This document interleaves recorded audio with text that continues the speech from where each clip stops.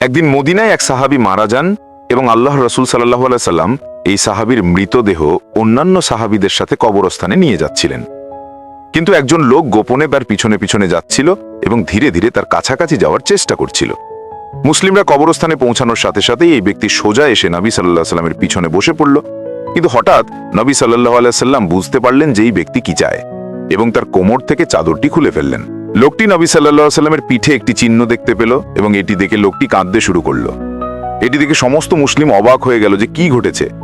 এই কারণেই নবী সাল্লাল্লাহু আলাইহি সাল্লাম লোকটিকে জিজ্ঞাসা করলেন, আমাকে বলো তুমি কে এবং তোমার গল্প কি?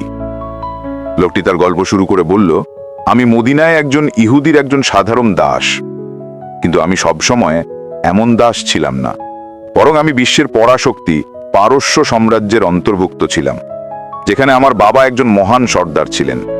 এই ব্যক্তি পরবর্তীকালে একজন মহান সাহাবী হয়ে ওঠেন এবং তার নাম ছিল সালমান ফার্সি। হযরত সালমান ফার্সি পারস্য সাম্রাজ্যের এক সর্দারের বাড়িতে জন্মগ্রহণ করেছিলেন, যেখানে তার বাবা থাকতেন। সেই কারণেই তিনি শৈশব থেকেই কোনো কাজ করতেন না এবং রাজপুত্রের মতো জীবনযাপন করতেন, যেখানে তিনি সারাদিন তার দেবতা ও অগ্নির উপাসনা করতেন। কারণ সেই সময় পারস্য সাম্রাজ্যের ধর্ম ছিল জরথুস্থীয়, যেখানে লোকেরা অগ্নির উপাসনা করত। সেই কারণেই হযরত সালমান ফার্সি যখন ছোট ছিলেন তখন তিনি এই অগ্নির উপাসনা করতেন। একদিন তার বাবা তাকে কোনো কাজে ঘর থেকে বের করে দেন। পথে তিনি একটি ভবন দেখতে পান এবং এই ভবন থেকে কিছু অদ্ভুত শব্দ ভেসে আসছিল। তিনি যখন ভবনের ভেতরে যান তখন তিনি দেখতে পান যে কিছু খ্রিস্টান তাদের ঈশ্বরের উপাসনা করছে। হযরত সালমান তাদের কণ্ঠস্বর এবং উপাসনা করার পদ্ধতি পছন্দ করেছিলেন। তিনি এই গির্জায় তার পুরো দিন কাটিয়েছিলেন এবং সেই কারণেই তিনি নিজের ধর্ম ত্যাগ করে খ্রিস্ট ধর্ম গ্রহণ করেছিলেন। তিনি এতটাই মুগ্ধ হয়েছিলেন যে তিনি এই খ্রিস্টানদের জিজ্ঞাসা করেছিলেন যে এই ধর্ম কোথা থেকে এসেছে। এই খ্রিস্টানরা হযরত সালমান ফার্সিকে বলেছিলেন যে যদি আপনি প্রকৃত খ্রিস্ট ধর্ম শিখতে চান তাহলে আপনাকে পারস্য সাম্রাজ্য ছেড়ে রোমান সাম্রাজ্যে যেতে হবে। হযরত সালমান ফার্সি রাদিয়াল্লাহু তাআলা আনহু তার বাড়িতে ফিরে গেলেন এবং তার বাবাকে এই সব কথা জানালেন। হযরত সালমান ফার্সির পিতা এতটাই রেগে গেলেন যে তিনি তাকে নিজের ঘরে শিকল দিয়ে বেঁধে রাখলেন। কিন্তু সালমান ফার্সি তার মন স্থির করে ফেললেন। তিনি কোনোভাবে এই শিকল থেকে নিজেকে মুক্ত করে তার বাড়ি থেকে পালিয়ে গেলেন এবং পারস্য সাম্রাজ্য ত্যাগ করলেন। তিনি রোমান সাম্রাজ্যে চলে গেলেন এবং সেখানে পৌঁছে তিনি সর্বশ্রেষ্ঠ পণ্ডিতের ছাত্র হয়ে গেলেন। কিন্তু কিছুক্ষণ পরে তিনি বুঝতে পারলেন যে এই পণ্ডিত একজন দুর্নীতিগ্রস্ত মানুষ, যিনি ধর্মের নামে মানুষের কাছ থেকে দান সংগ্রহ করতেন এবং এই দান দিয়ে তার নিজস্ব কোষাগার ভরে দিতেন। কিছুক্ষণ পরে যখন এই পণ্ডিত মারা যান এবং লোকেরা তাকে অত্যন্ত শ্রদ্ধার সাথে দাফন করার জন্য জড়ো হয়, তখন হযরত সালমান এই পণ্ডিতের সমস্ত ধনভাণ্ডার মানুষের সামনে খুলে দেন এবং এই পণ্ডিতকে সকলের সামনে উন্মুক্ত করে দেন। এটি দেখে এই দুর্নীতিগ্রস্ত পণ্ডিতকে দাফন করার পরিবর্তে লোকেরা তাকে একটি খুঁটিতে ঝুলিয়ে পাথর দিয়ে মারতে শুরু করে। এখন এই দুর্নীতিগ্রস্ত পণ্ডিতের জায়গায় একজন নতুন পণ্ডিত এলেন, যার সম্পর্কে হযরত সালমান ফার্সি বলেছেন যে তিনি সত্যিই একজন খুব ভালো পণ্ডিত ছিলেন। কিন্তু অনেকদিন পরে যখন এই পণ্ডিত মৃত্যুশয্যায় ছিলেন তখন হযরত সালমান তার কাছে গিয়ে বললেন, আপনার মতো একজন ভালো মানুষ এমন একজন পণ্ডিত সম্পর্কে বলুন। হযরত সালমানের শিক্ষক তাকে ইরাকের একজন খুব বড় পণ্ডিতের কথা বললেন, যার পরে তিনি সিরিয়া ছেড়ে ইরাকের দিকে রওনা হন এবং এই নতুন পণ্ডিতের সাথে বসবাস শুরু করেন। যখন এই পণ্ডিতেরও মৃত্যু নিকটবর্তী হয় তখন হযরত সালমান তার কাছেও একটি পরামর্শ চেয়েছিলেন এবং তিনি হযরত সালমানকে তুরস্কের অন্য একজন পণ্ডিতের কাছে পাঠান। এখন হযরত সালমান তুরস্কে বসবাস শুরু করেন এবং যখন এই পণ্ডিতেরও মৃত্যু নিকটবর্তী হয় তখন তিনি হযরত সালমানকে তুরস্কের অন্য একজন পণ্ডিতের কাছে পাঠান। কিছু সময় পরে যখন এই পণ্ডিত মৃত্যুবরণ করতে শুরু করেন তখন হযরত সালমান আবার এই পণ্ডিতকে একজন মহান পণ্ডিতের কাছে নিয়ে যেতে বলেন। কিন্তু এই পণ্ডিত তাকে বলেন যে না, আমার পরে সমগ্র পৃথিবীতে আমাদের ধর্মের কোনো মহান পণ্ডিত নেই। কারণ হযরত সালমানের এই শিক্ষক ছিলেন একজন নেস্টোরিয়ান খ্রিস্টান, যিনি সেই সময়ের অন্যান্য খ্রিস্টানদের থেকে সম্পূর্ণ আলাদা ছিলেন। কারণ বিশ্বের অন্যান্য সমস্ত খ্রিস্টান যিশুকে তাদের ঈশ্বর বলে মনে করত, কিন্তু এই খ্রিস্টানরা তাকে কেবল একজন মানুষ বলে মনে করত। অন্যান্য সমস্ত খ্রিস্টান মরিয়মকে ঈশ্বরের মাতা অর্থাৎ ঈশ্বরের মাতা বলে ডাকত, কিন্তু নেস্টোরিয়ান খ্রিস্টানরা মরিয়মকে কেবল যিশুর মাতা বলে মনে করত। এমন একজন মানুষ যা মুসলমানদের আকীদার সাথে সম্পূর্ণ মিলে যায়। এই কারণে এই শিক্ষক হযরত সালমানকে বললেন যে এখন অন্য সকলকে ছেড়ে দাও, কারণ পৃথিবীতে একজন নতুন নবীর আগমনের সময় এসেছে এবং আমি তোমাকে এই নবীর লক্ষণগুলি বলবো। তিনি হযরত ইব্রাহিম আলাইহিস সালামের ধর্মের উপর থাকবেন এবং তিনি আরবের ভূমিতে জন্মগ্রহণ করবেন। তিনি এমন এক স্থানে হিজরত করবেন যেখানে প্রচুর খেজুর গাছ থাকবে এবং এই অঞ্চলটি দুটি আগ্নেয়গিরি পর্বতের মাঝখানে হবে। সেই নবী কখনো কারো কাছ থেকে ঘুষ নেবেন না তবে যদি কেউ তাকে দান করে তিনি তা গ্রহণ করবেন এবং তার কপালে নবুয়তের এক উন্নত চিহ্ন থাকবে। এবং এইসব বলার পরে পণ্ডিত ব্যক্তি মারা যান। কিন্তু হযরত সালমান এই লক্ষণগুলি শোনার সাথে সাথেই তার সমস্ত জিনিসপত্র গুছিয়ে কোনোভাবে তুরস্ক থেকে আরব যাওয়ার পরিকল্পনা শুরু করলেন। অবশেষে তিনি দূর থেকে একটি আরব কাফেলা দেখতে পেলেন। হযরত সালমান কাফেলার লোকদের বললেন যে যদি তোমরা আমাকে আরবে নিয়ে যাও তাহলে আমি তোমাদের বিনিময়ে আমার ভেড়া এবং গরু দেব। তারা বলল ঠিক আছে। এবং এইভাবে হযরত সালমান পারস্য থেকে বিশ্বের শেষ নবীর সন্ধানে আরবের দিকে রওনা দিলেন। কিন্তু যখন এই কাফেলা আরবের ভূমিতে পৌঁছায় তখন এই কাফেলার প্রতারকরা হযরত সালমান ফার্সিকে ধরে বাজারে দাসের মতো বিক্রি করে দেয়। হযরত সালমান ফার্সির ক্রেতা ছিল একজন ইহুদি ব্যক্তি, যে তাকে কিনে সোজা তার বাড়িতে নিয়ে আসে এবং হযরত সালমান ফার্সির সমস্ত পরিকল্পনা ভেস্তে হয়ে যায়। কিন্তু ধীরে ধীরে যখন হযরত সালমান ফার্সি এই নতুন শহরে ঘুরে বেড়াচ্ছিলেন তখন তিনি অবাক হয়ে দেখলেন যে এই শহরে প্রচুর খেজুর গাছ আছে এবং এই শহরটি দুটি আগ্নেয়গিরি পর্বতের মাঝখানে অবস্থিত এবং এই শহরটির নাম ছিল মদিনা। তাই হযরত সালমান মদিনার প্রতিটি কোণে গিয়ে এই নবীর পিছনে পিছনে চলা শুরু করলেন। কিন্তু সমস্যা হলো এখানে কোনো নবী ছিল না। তাই এখন সালমান ফার্সি তার প্রভুর বাড়িতে এই নবীর জন্য অপেক্ষা করতে লাগলেন। এবং হঠাৎ একদিন যখন হযরত সালমান ফার্সি এই ইহুদির বাগানে একটি গাছে উঠছিলেন এবং তার প্রভু নিচে দাঁড়িয়েছিলেন, তখন হঠাৎ তার প্রভুর এক বন্ধু খুব রেগে গেল এবং এই ইহুদিকে বলল যে মদিনার লোকেরা পাগল হয়ে গেছে, তারা এমন একজন ব্যক্তির পিছনে ছুটছে যে নিজেকে নবী বলে বলে, বরং সে আজই মক্কা থেকে মদিনায় চলে এসেছে। মদিনায় পৌঁছে হযরত সালমান ফার্সি নিজেই এই কথা শুনে বলেন, যখন আমি গাছ থেকে এই সব শুনলাম আমার অবস্থা এমন হয়ে গেল যে আমি ভয় পেয়ে গেলাম যে আমি অজ্ঞান হয়ে আমার মনিবের মাথার উপরে পড়ে যাব। কিন্তু তিনি নিজেকে নিয়ন্ত্রণ করে দ্রুত গাছ থেকে নেমে লোকটির কাছে গিয়ে বললেন, তুমি কি বলছো? হযরত সালমানের এই উত্তেজনা দেখে তার ইহুদি মনিব রেগে গেলেন। তিনি হযরত সালমানকে জোরে আঘাত করে বললেন, হে দাস, তার সাথে তোমার কি করার আছে? যাও, তোমার কাজ করো। কিন্তু সালমান ফার্সি রাদিয়াল্লাহু আনহু বুঝতে পারলেন যে ইনি সেই নবী যার কথা আমার শিক্ষক আমাকে বলেছিলেন। কিন্তু এখনো কিছু লক্ষণ বাকি ছিল। সেই কারণেই কয়েকদিন পরে হযরত সালমান তার কাছে গিয়ে নবী সাল্লাল্লাহু আলাইহি ওয়াসাল্লামকে দেখে বললেন, আমি শুনেছি যে আপনি একজন খুব ভালো মানুষ এবং আপনার সাথে অনেক গরিব লোক আছে, তাই আমি তোমাদের সকলের জন্য এই দান নিয়ে এসেছি। এটি দেখে নবী সাল্লাল্লাহু আলাইহি ওয়াসাল্লাম তার সাহাবীদের এটি খেতে বললেন। তিনি নিজে সালমান ফার্সির দান করা খাবার থেকে কিছু খাননি, যার প্রতি সালমান ফার্সি মনে মনে বললেন, আসুন, একটি নিদর্শন পূর্ণ হয়েছে, এখন এখানে একটি খুব গুরুত্বপূর্ণ নিদর্শন বাকি। নবী সাল্লাল্লাহু আলাইহি ওয়াসাল্লাম কেন দান গ্রহণ করেননি তা একটি আকর্ষণীয় প্রশ্ন, কারণ কিছু পণ্ডিত বিশ্বাস করেন যে যদি নবী সাল্লাল্লাহু আলাইহি ওয়াসাল্লাম দান গ্রহণ করতেন তাহলে অবশ্যই প্রতিটি ব্যক্তি তার সমস্ত দান কেবল নবী সাল্লাল্লাহু আলাইহি ওয়াসাল্লাম এবং তার পরিবারকে দান করত এবং বাকি সাহাবীদের কেউ কিছু দিত না। এই কারণেই নবী সাল্লাল্লাহু আলাইহি ওয়াসাল্লাম এবং তার পরিবার কখনো কারো কাছ থেকে দান গ্রহণ করেননি। তাই সালমান ফার্সি তার বাড়িতে ফিরে আসেন এবং কয়েকদিন পর আরও কিছু জিনিস সংগ্রহ করে আবার নবী সাল্লাল্লাহু আলাইহি ওয়াসাল্লামের কাছে যান এবং তার সামনে খাবার রাখেন। কিন্তু এবার তিনি বলেন যে এটি দান নয় বরং উপহার। তাই এই কথা শুনে নবী সাল্লাল্লাহু আলাইহি ওয়াসাল্লাম সালমানের উপহার দিয়ে বাকিদের খাওয়ালেন এবং নিজেও খেয়ে ফেললেন। এবং সালমান ফার্সি ভাবলেন যে দ্বিতীয় চিহ্নটিও পূর্ণ হয়ে গেছে, এখন কেবল একটি চিহ্ন রয়ে গেল, নবীর পিঠে নবুয়াতের চিহ্ন। কিন্তু হযরত সালমান অবাক হয়ে গেলেন যে এখন তিনি অবশেষে এই চিহ্নটি দেখতে পাবেন এবং এ সম্পর্কে জিজ্ঞাসাও করতে পারেননি, কারণ হযরত উমর এবং বাকি সাহাবীরা সর্বদা তরবারি হাতে তার চারপাশে দাঁড়িয়ে থাকতেন। সর্বোপরি হিজরতের কয়েক বছর পর প্রথম সাহাবী মদিনায় ইন্তেকাল করেন এবং নবী সাল্লাল্লাহু আলাইহি ওয়াসাল্লামও সাহাবীদের সাথে এই সাহাবীর জানাজায় উপস্থিত ছিলেন। এই কারণেই একই দিন হযরত সালমান ফার্সি গোপনে তার অনুসরণ করতে শুরু করেন। কিন্তু তিনি যখন নবী সাল্লাল্লাহু আলাইহি ওয়াসাল্লামের কাছে পৌঁছালেন তখন নবী সাল্লাল্লাহু আলাইহি ওয়াসাল্লাম নিজেই তার কোমর থেকে চাদরটি খুলে ফেলেন এবং সালমান ফার্সি দেখতে পান যে নবী সাল্লাল্লাহু আলাইহি ওয়াসাল্লামের পিঠে একই চিহ্ন রয়েছে যা তার শিক্ষক তাকে বলেছিলেন। এটি দেখে হযরত সালমান ফার্সি কাঁদতে শুরু করেন এবং একই কবরস্থানে সালমান ফার্সি রাদিয়াল্লাহু আনহু তার পুরো ঘটনা নবী সাল্লাল্লাহু আলাইহি ওয়াসাল্লামকে বর্ণনা করেন। সালমান ফার্সি, যিনি একসময় আগুনের পূজা করতেন, পরে একজন মহান খ্রিস্টান পণ্ডিত হয়ে ওঠেন এবং এখন তিনি অবশেষে ইসলাম গ্রহণ করেন। কিন্তু ইসলাম গ্রহণ করার সাথে সাথেই অল্প সময়ের জন্য পরবর্তীতে ইসলামের প্রথম যুদ্ধ বদরের যুদ্ধের সময় এসে গেল। মুসলমানরা বদরে সাহসিকতার সাথে যুদ্ধ করছিল। সেই যুদ্ধে যুদ্ধ করার পরিবর্তে হযরত সালমান মদিনায় তার মনিবের বাড়িতে ছিলেন এবং তার হৃদয় বদরের যুদ্ধে যাবার জন্য খুব আকুল ছিল, কিন্তু তার ইহুদি মনিব তাকে অনুমতি দেননি। বদরের যুদ্ধের পরে যখন ওহুদের যুদ্ধের সময় এসেছিল, তখন তার মনিব তাকে যুদ্ধে যেতে দেননি।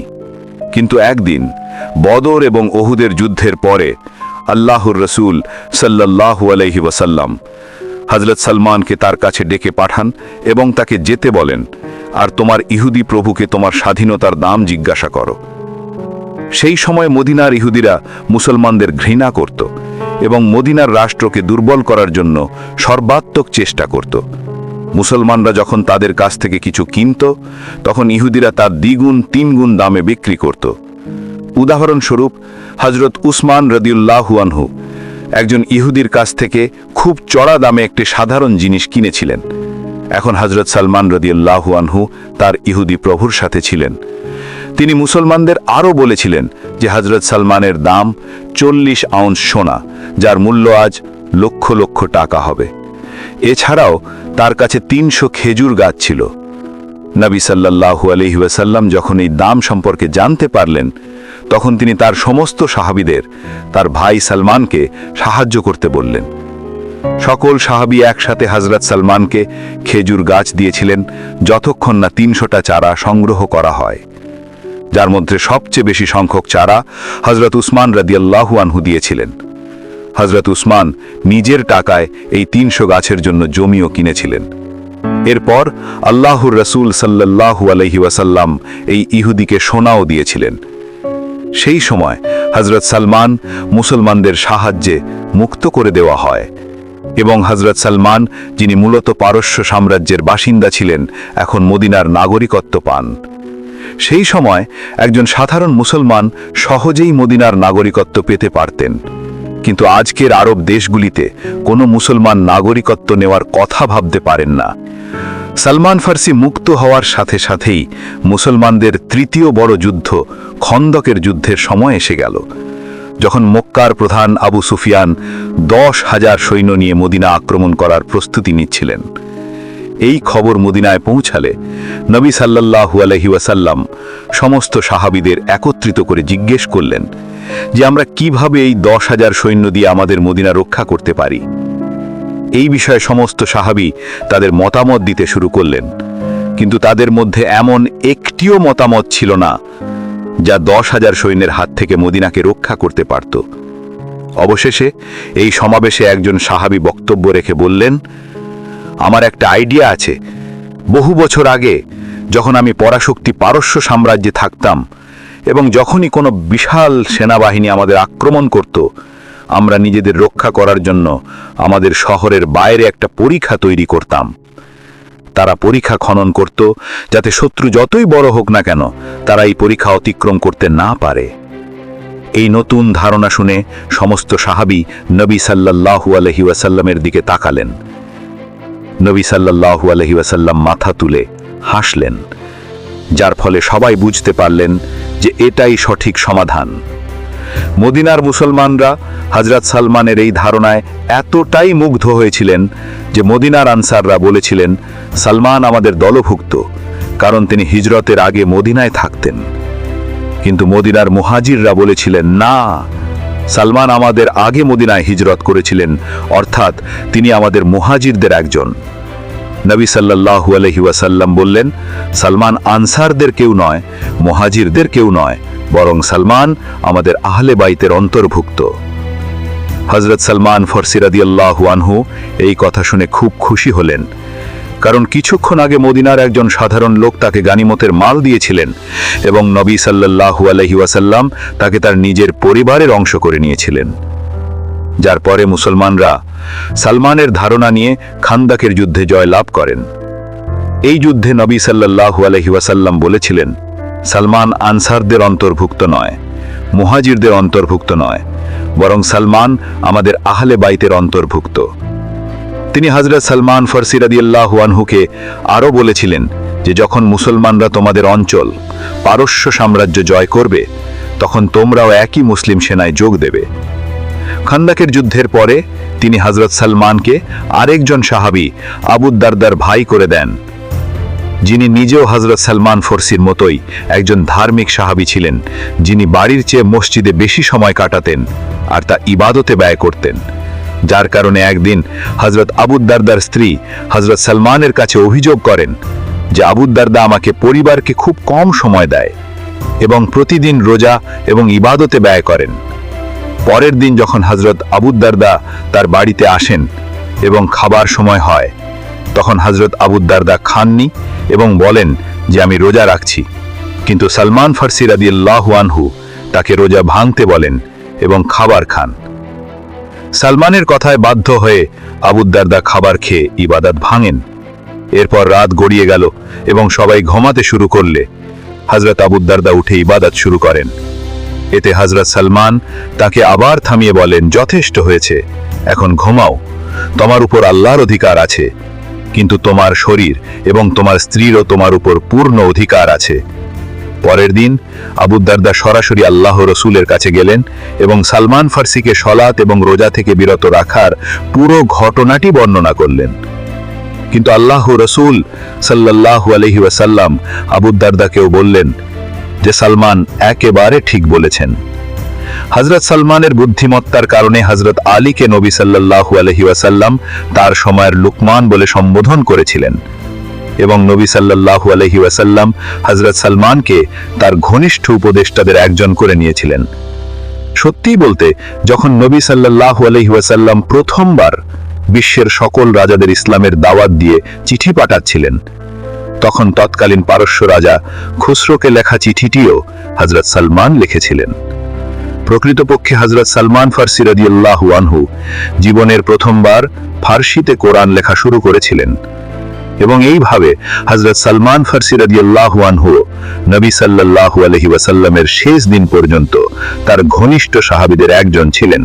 শুধু তাই নয়, নবী সাল্লাল্লাহু আলাইহি ওয়াসাল্লামের ইন্তেকালের পর হযরত সালমান ছিলেন তার অন্যতম শ্রেষ্ঠ সেনাপতি। হযরত উমর রাদিয়াল্লাহু আনহুর খলিফা হওয়ার পরও নবী সাল্লাল্লাহু আলাইহি ওয়াসাল্লামের ভবিষ্যৎবাণী পূর্ণ হওয়ার সময় এসে গিয়েছিল। হযরত উমর রাদিয়াল্লাহু আনহুর পারস্য সাম্রাজ্যের রাজধানী আক্রমণ করার সিদ্ধান্ত নেওয়ার পর তিনি হযরত সালমান ফারসিকে একই সেনাবাহিনীতে যোগদানের নির্দেশ দেন। এখন সালমান ফারসি রাদিয়াল্লাহু আনহু, যিনি বহু বছর আগে পারস্য সাম্রাজ্যে ছেড়েছিলেন, তিনি মদিনার দিকে এসেছিলেন। এখন তিনি মদিনার সেনাবাহিনীর সেনাপতি হয়ে পারস্য সাম্রাজ্যের দিকে ফিরে যান। কথিত আছে যে যখনই মুসলমানরা পারস্য সাম্রাজ্যের কোনো দুর্গ জয় করতে যেতেন, হযরত সালমান ফারসি প্রথমে সেই দুর্গের লোকদের সাথে তাদের ভাষায় কথা বলতেন এবং তাদের বলতেন যে যদি তোমরাও ইসলাম গ্রহণ করো, তাহলে মুসলমানরা তোমাদেরকে আমার মতো সম্মান করবে, কারণ মুসলিম খিলাফতে প্রতিটি মুসলমান কেবল ইসলাম দ্বারাই সম্মানিত হয়, কোনো দেশ বা বর্ণ দ্বারা নয়। কিন্তু যখন তারা সালমান ফারসির কথা শোনেনি, তখন সালমান ফারসি রাদিয়াল্লাহু আনহু মুসলিমদের সমগ্র সেনাবাহিনী নিয়ে পারস্য সাম্রাজ্যের রাজধানী আক্রমণ করেন এবং জয় করেন। এরপর হযরত উমর হযরত সালমানকে সমগ্র পারস্য সাম্রাজ্যের রাজধানীর গভর্নর করেন, যেখানে তার বেতন ছিল 5000 স্বর্ণ মুদ্রা, কিন্তু তিনি সর্বদা তার পুরো বেতন দরিদ্রদের জন্য দান করতেন। এত ক্ষমতা পাওয়ার পরেও হযরত সালমানের নিজস্ব বাড়ি ছিল না। এখন হযরত সালমান অনেক বৃদ্ধ হয়ে গেছেন, কিন্তু তবুও তিনি ন্যায় বিচারের জন্য সমগ্র খিলাফতের কাউকে ভয় পেতেন না। একদিন হযরত ওমর মদিনার সমস্ত মুসলমানকে একত্রিত করে তাদের সামনে খুতবা দিতে দাঁড়ান। কিন্তু যখন তিনি খুতবা শুরু করলেন, হযরত সালমান ফারসি তাকে ডেকে বললেন, হে উমর, আমরা তোমার কথা শুনব না যতক্ষণ না তুমি আমাদের বলো যে তুমি এই নতুন পোশাকটি পরছো তার জন্য তুমি কোথা থেকে টাকা পেয়েছো, কারণ আমরা প্রত্যেকেই যুদ্ধের গনিমত থেকে এক টুকরো কাপড় পেয়েছি, যা একজন সাধারণ মানুষ নিজের জন্য কাপড় তৈরি করতে পারত। কিন্তু হযরত উমরের উচ্চতা 6.5 ফুটেরও বেশি ছিল। তার কোমর ঢাকতে এক টুকরো কাপড় না, বরং 2টি কাপড়ের প্রয়োজন ছিল। হযরত সালমানের এই কথা শুনে খলিফা উমর রাদিয়াল্লাহু আনহু মোটেও রাগ করলেন না। তিনি তার ছেলের দিকে ইঙ্গিত করলেন এবং তার ছেলে সেখানে উপস্থিত সকলকে বলল যে আমি আমার অংশের কাপড় আমার বাবা উমরকে দিয়েছি, যার কাছ থেকে তিনি নিজের জন্য কাপড় তৈরি করেছিলেন। এরপর হযরত সালমান ফার্সি খলিফা উমরকে বললেন, এখন তুমি তোমার খুতবা শুরু করতে পারো এবং আমরা তোমার যা বলার আছে তা শুনব। অবশেষে হযরত উসমান রাদিয়াল্লাহু আনহুর খেলাফতের সময় হযরত সালমান ফার্সি একই সাম্রাজ্যে অসুস্থ হয়ে পড়েন যেখানে তিনি জন্মগ্রহণ করেছিলেন, এবং তার জীবনের শেষ দিনে তিনি তার স্ত্রীকে ডেকে বললেন, আমার ঘরের চারপাশে কিছু সুন্দর সুগন্ধি ছিটিয়ে দাও এবং যাও এবং ঘরের সমস্ত দরজা খুলে দাও, কারণ আমার কাছে কিছু গুরুত্বপূর্ণ অতিথি আসছে। সালমান ফার্সির মতো একজন আল্লাহপ্রেমিক, যিনি একবার পারস্য সাম্রাজ্য ছেড়ে লুকিয়ে পালিয়ে গিয়েছিলেন, এখন তিনি একই পারস্য সাম্রাজ্যের গভর্নর হিসাবে এই পৃথিবী ছেড়ে চলে গেছেন।